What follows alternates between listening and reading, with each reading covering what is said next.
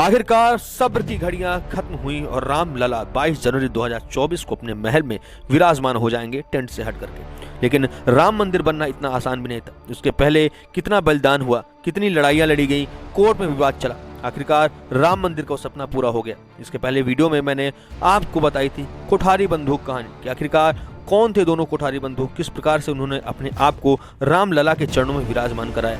बहन की शादी छोड़ी, सिर्फ और सिर्फ लग गए राम लला के दरबार की सेवा में और गुंबद ने पहला पताका फहराया। हालांकि दोनों भाइयों को लखनऊ के मौजूद सरकार की इशारों पर गोली मार दी गई थी और निर्मम हत्या हुआ। उसके बाद क्या था, पूरे अयोध्या में उनके नाम की जय जयकार होने लगी, पूरे देश में उनके नाम की जय जयकार होने लगी। लेकिन एक कहानी ऐसी भी है जिन्होंने लड़ाई लड़ी, बलिदान दिया, लेकिन उनका नाम इतिहास के पन्नों में शायद ही दर्ज हो गया, लेकिन लोगों की मौखिक जुबान में वो इतिहास आज भी अमर है और अजर है।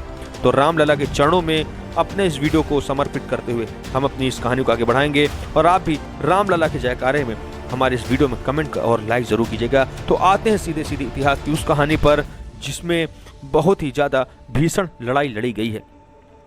इतिहास विजेताओं के इशारे पर ही लिखा जाता है, इसलिए बलिदान की अचंभित कर देने वाली कई कहानियां उन पन्नों में अपनी जगह नहीं बना पाती हैं। ऐसी एक कहानी है पंडित देवीदीन पांडे की, जिन्होंने राम मंदिर की रक्षा में अयोध्या का पहला भीषण युद्ध लड़ा था। राम मंदिर से सिर्फ 12 किलोमीटर दूर है एक गांव जिसका नाम है सेनूत, जिसका अपना ही और बलिदान की अलग ही दास्तां है। बता दें कि सेनूत गांव के देवीदीन पांडे और आसपास के गांवों के लोगों ने बाबर की सेना से राम मंदिर को बचाने के लिए काफी लंबी लड़ाई लड़ी थी। ये कहानी इतिहास में ज्यादा तो जगह नहीं बना पाई, लेकिन मौखिक इतिहास में ये कहानी आज भी जिंदा है।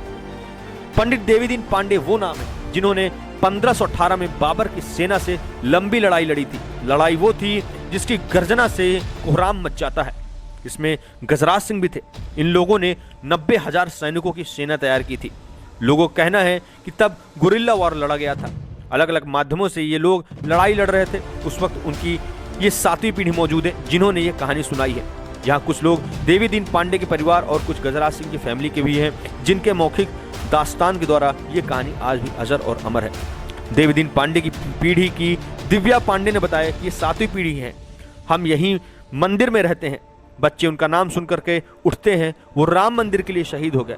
देवीदीन की पीढ़ी में महिलाएं हो या पुरुष, युवा हो या बुजुर्ग, अपनी पीढ़ियों के पराक्रम की विरासत को इन्होंने संजो करके रखा है।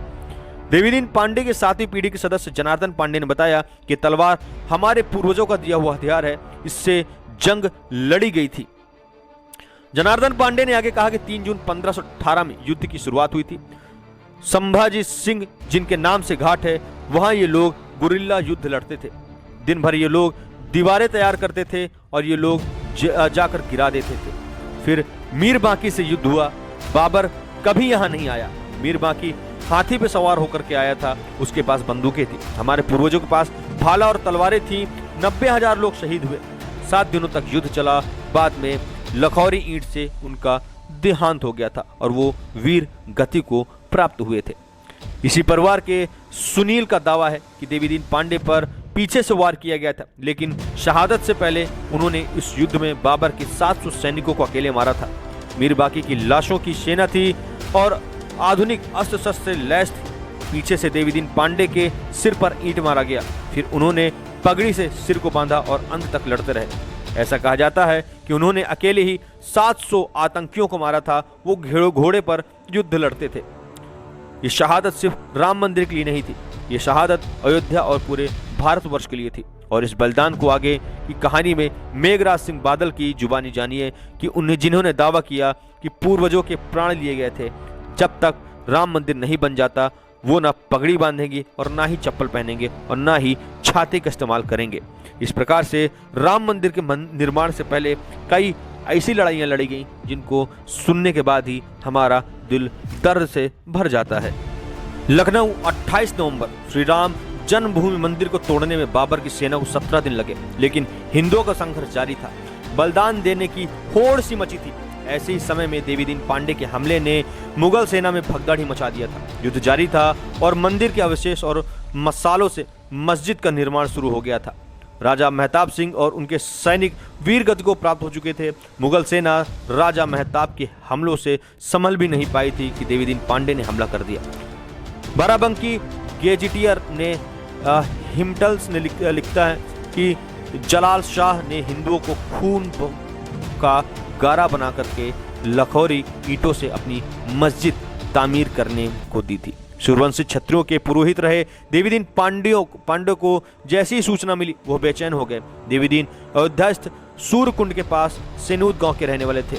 वह जितने ही शास्त्र में निपुण थे उतने ही शस्त्र में भी। अध्ययन के साथ कुश्ती मलखम उनका शौक था।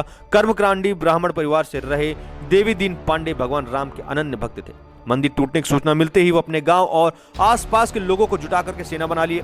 पंडित राम गोपाल पांडे शारद अपनी पुस्तक श्री राम जन्मभूमि के रोमांचकारी इतिहास में इसका विस्तार से वर्णन करते हैं। वो लिखते हैं कि अपने पुरोहित को युद्ध के लिए जाता देख बड़ी तादाद में क्षत्रिय भी उनके साथ देखते ही देखते बड़ी सेना के लिए तैयार कर दी।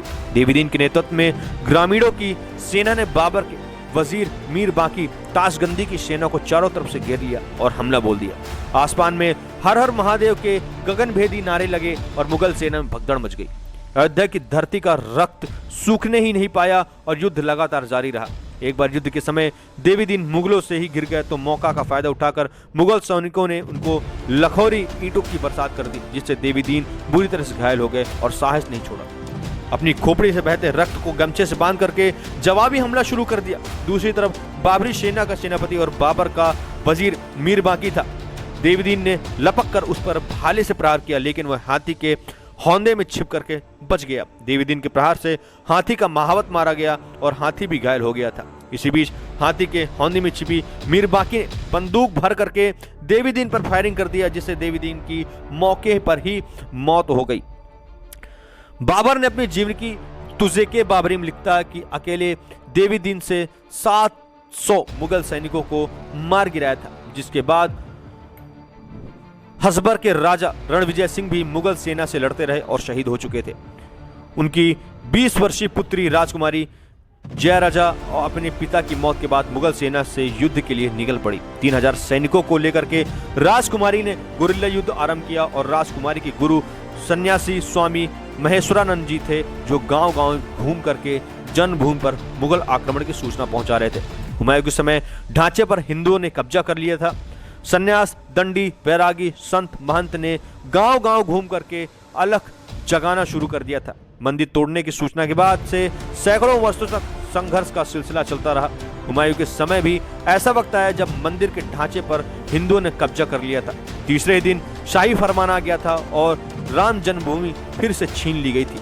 बाद में अकबर के समय हिंदुओं ने 20 बार हमला किया और आखिरी हमले में अकबर की शाही सेना काट डाली गई और सारी छावनियां फूंक दी गई।